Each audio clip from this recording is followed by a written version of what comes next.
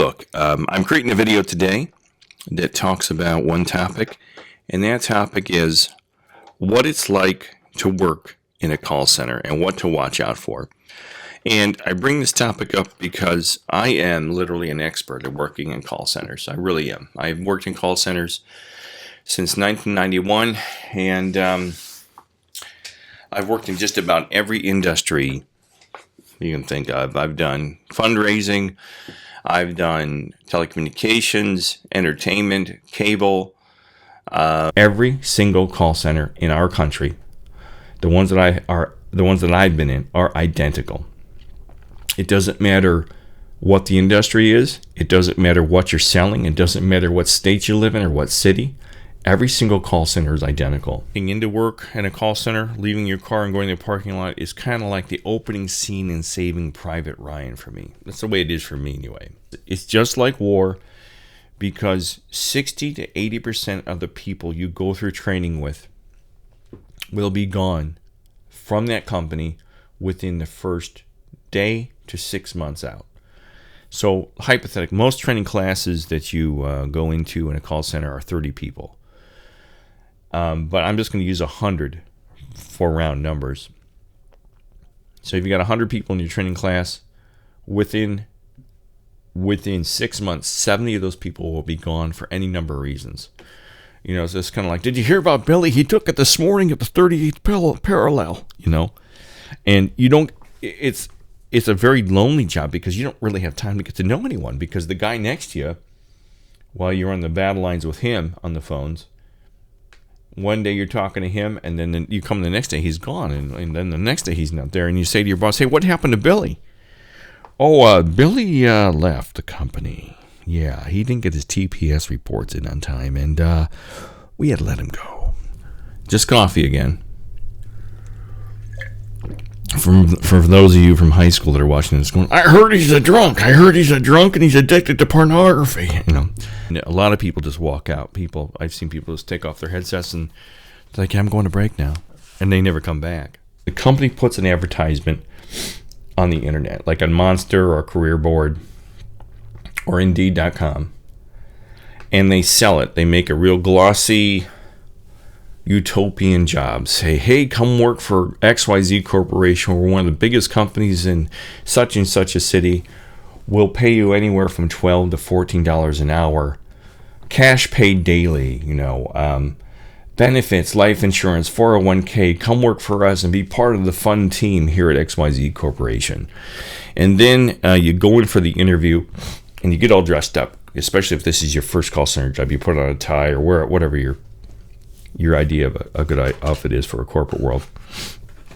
And you get there and you sit in a room with a bunch of other munchkins like yourself, a bunch of other, you know, lemmings that got called in for the interview. And little did you know that, like, they'll take anything that breathes. Literally, a call center will almost take anything that breathes. As long as you don't have a felony on your record, I think they'll take you. If you're breathing, you have a pulse, and you're moderately sober, they'll pull you into the interview. They pull you into a little room. And they're like, hi, how are you doing today? So glad you came out the interview. So tell me about yourself. You know, and you go through the whole interview process. And the one thing you got to watch out for is if they really don't interview you, they don't really ask any substantial questions. Now, if you're just out of college, you won't know this. But if they hire you on the spot, it's not because they like you. It's because they could tell you could chew bubblegum and walk at the same time. If they hire you within 20 minutes into the interview and say, well, would you like to come on board with us? Come work for us. We'd like to have you here. We think you're a great fit. Run. Pick up your binder, whatever you got with you, your cell phone, turn around and sprint to your car. Run. Do not pass go. Go right back to your car, get in your car, and thank Jesus that you didn't take the job, because it's a shithole. Anybody that will hire you that quickly, you're asking for trouble. Anyway, so working in a call center, number one, this is just my opinion, because I know there's those of you out there that work in call centers, and you're going to say, I work in a call center and I've done it for 15 years and it's a great job, and how dare you put down my industry? You know, call center is a modern day sweatshop. I say the call centers are a modern day sweatshop because there's absolutely nothing governing these these call centers. There's nothing governing how you're treated. There's nothing governing anything about the call center once you're inside the call center. They treat you as they want to treat you. They treat you horrifically, and then they don't care if you stay or if you leave, because there's just somebody else to replace you. They'll pull somebody else literally out of the gutter, and you are literally tied to a desk by this leash. It's a headset, and you've got a microphone on it, and you sit there, and you can't leave your desk. You're not allowed to leave your desk at all.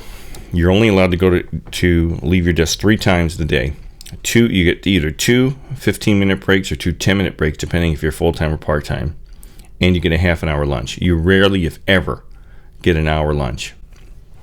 In every single call center I've worked in, except for a couple, the call center is a giant room filled with little tiny cubicles. The cubicles are no more than 3 to 4 feet wide, maybe 2.5 feet deep.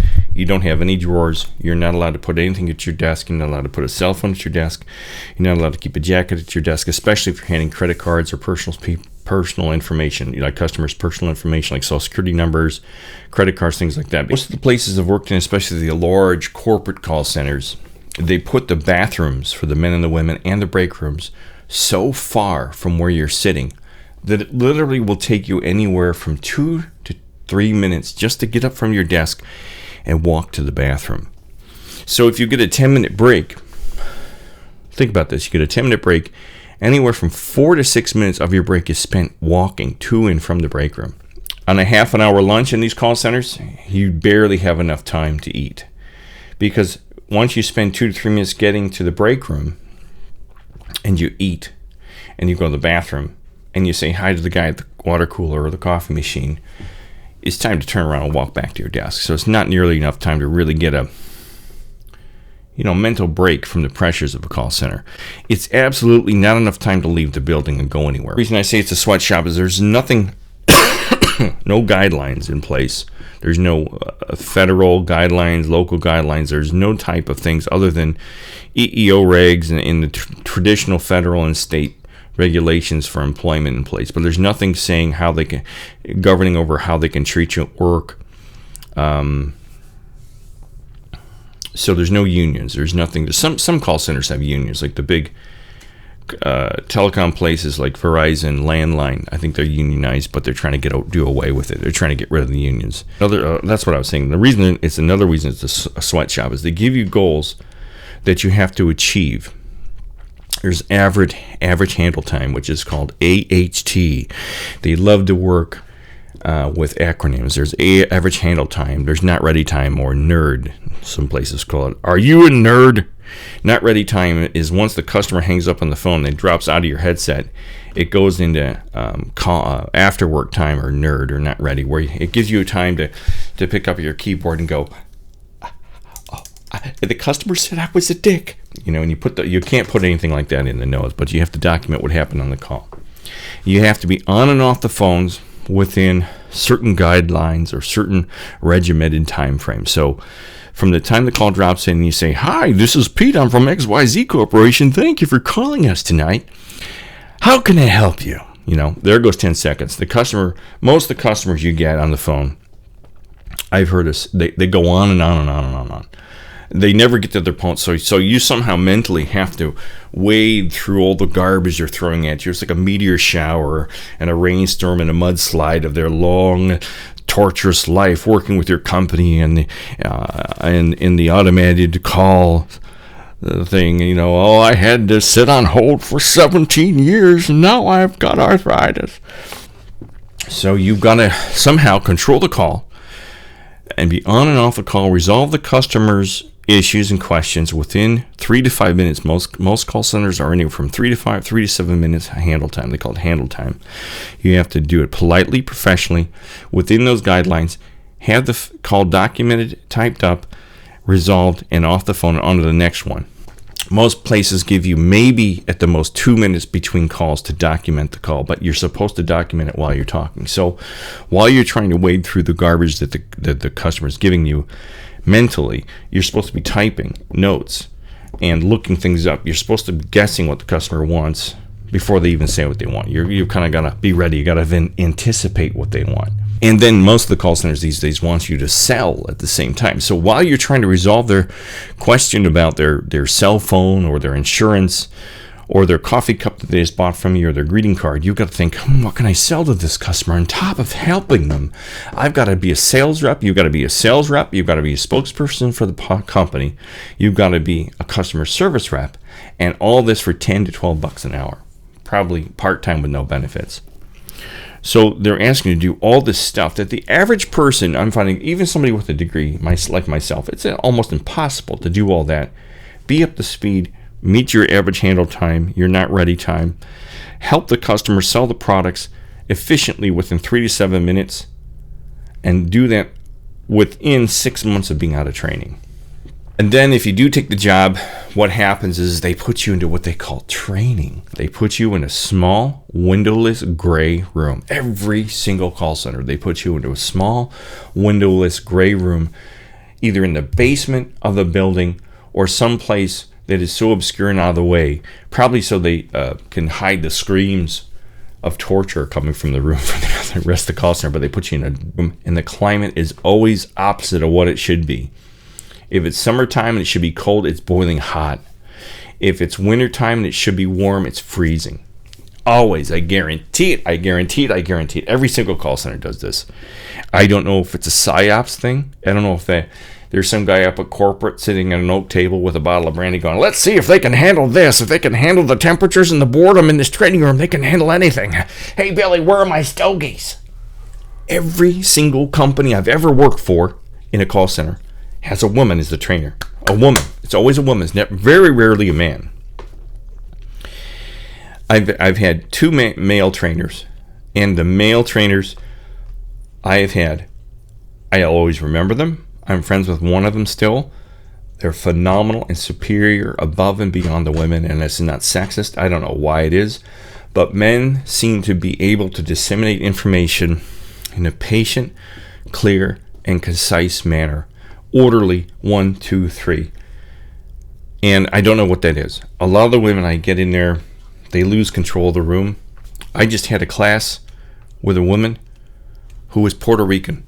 I have nothing against Puerto Ricans or Hispanics. But 5 minutes of the class one day, she went on about her heritage. Talking about how great it is to be Puerto Rican. Oh, started to sound like Don Rickles, but I'm sitting at the back of the room. I'm like, lady, I don't give a shit if you're Puerto Rican. Can we please learn about this product? Oh, I love my Puerto Rican. I love my foods. I love my beans. I love my rice. I love my beans. Oh, she talked about beans and rice one day for 10 minutes. Beans and rice, she talked about. I came here to make money and to get on the phones. Can we cut the crap and stop hearing about your wonderful Puerto Rican heritage? So you get these people that are trainers that are just like, whoa, where did these people come from? And they sit you in this really depressing room with, it's like Joe versus the volcano. It's like fluorescent buzzing lights and these old computer terminals. They're all dirty. And then what they do is most of the big companies will inundate you with thousands of pieces of information. Okay, it's like a semester 2 or worth of class information you learn in college. But most of these companies will have you learn anywhere from 2 to 10 different computer systems, not including the email system. They give you binders. They give you binders with all the information, and they'll give you a binder, and they'll say, this binder is your Bible. You'll keep this at your desk, and you look through it for all of your answers. And every call center training is the same. They put you anywhere from 2 days to 2 months of training to ingest every single product. And the one thing you got to know is you go into this training, the longer the training lasts, the more complex the business is that they're selling, and the harder it is going to be to retain it. And they're usually paying you more money. Places that are bigger, that have the longer training, are paying you anywhere from $12 to $14 an hour.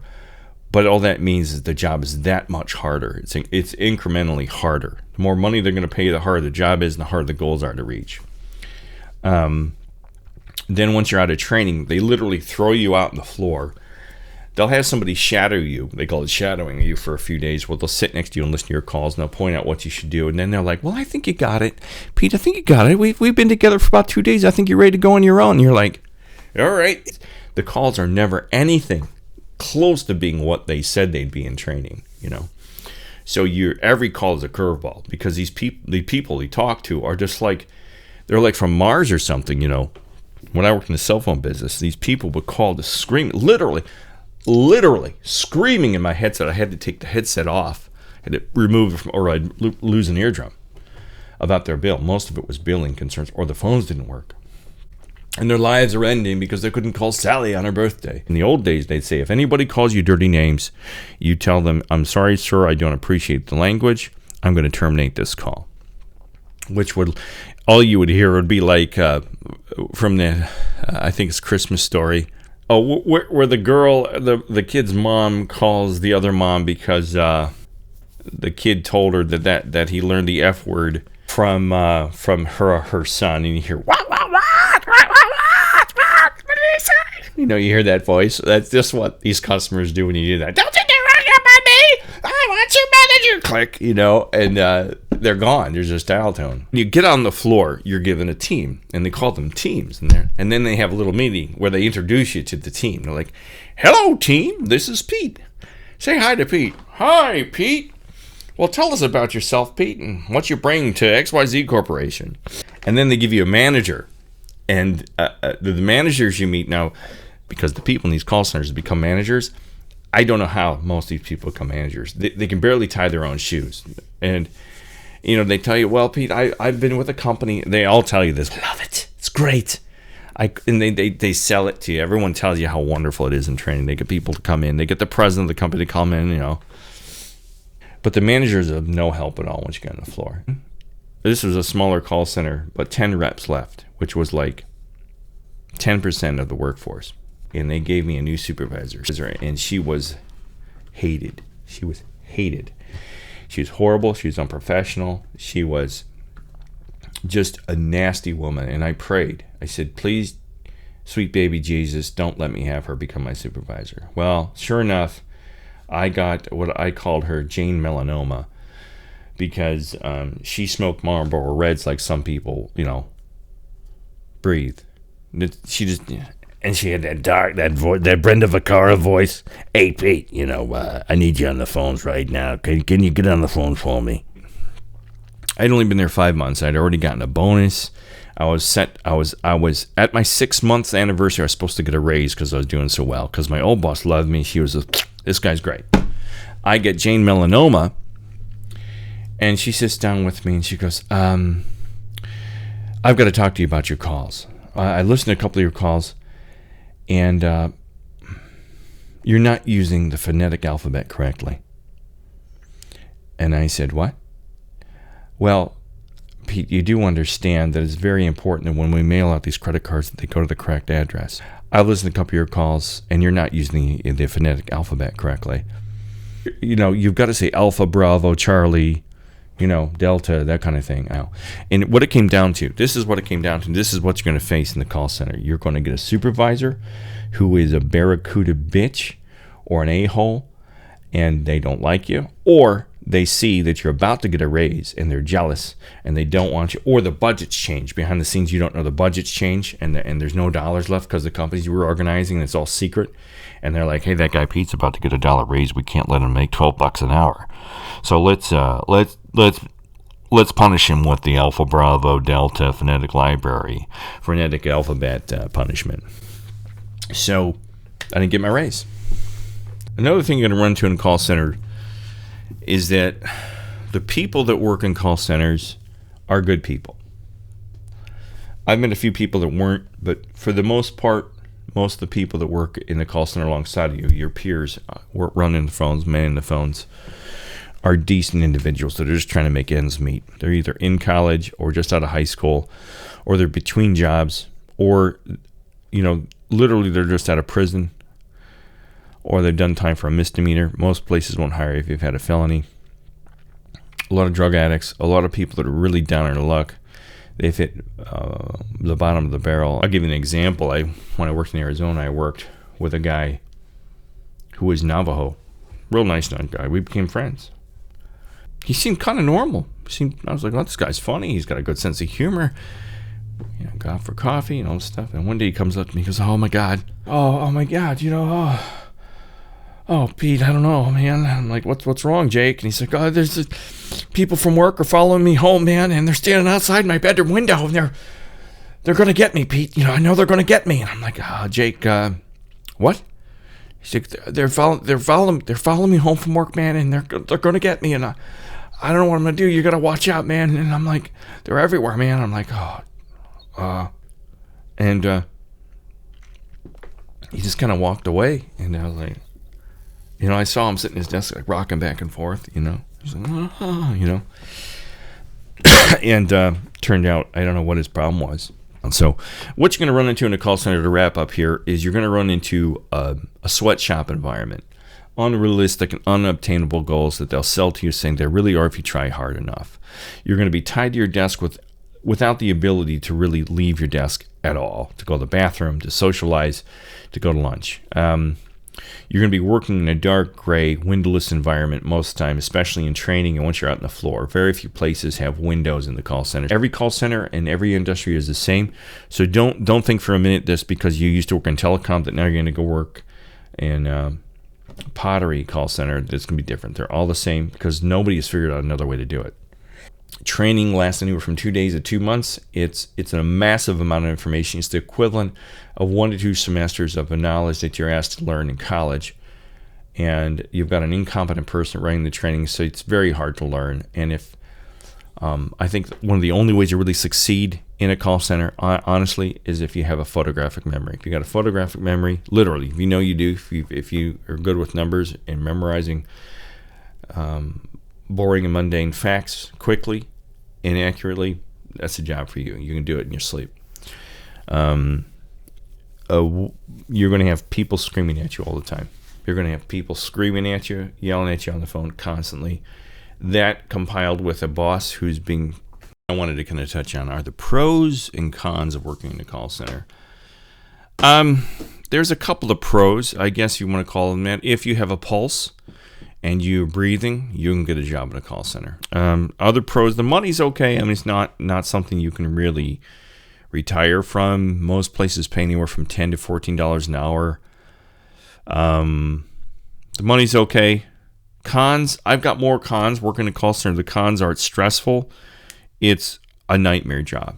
It's what makes it a nightmare is they give you unrealistic goals with customers who are unhappy, and you're being pressured by the customer, you're pressured by your boss, and there's nowhere to go. There's nowhere to run. There's no relief from it. And it seems like no matter how hard you work, no matter how hard you try, no much how you smile, it's never good enough for anybody in the call centers. And I'm an expert at call centers. I don't care what anybody else says here on the internet. I don't care if like 3 people watch this. If this saves one person from working in a call center, I've done my job. If you're trying to buy a car or put yourself through school, it's a good thing to do. They're usually, it's another thing with school. It's not flexible.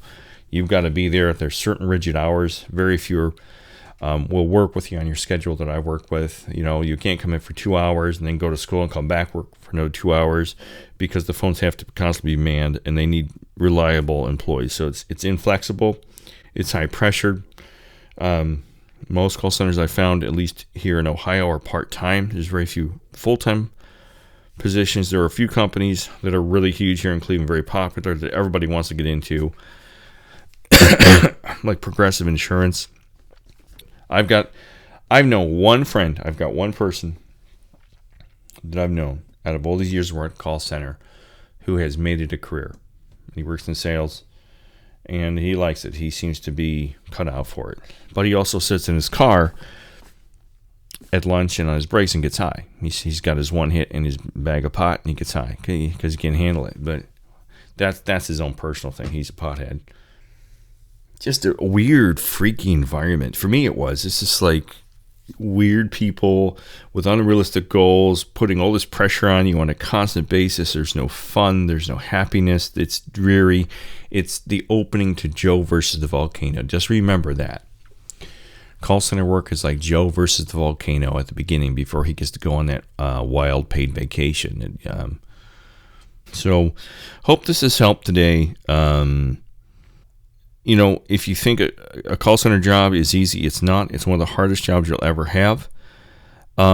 Most people don't stay there very long.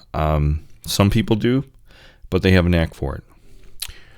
I don't know. I hope this helps. If I were you, I'd go work at the library or something.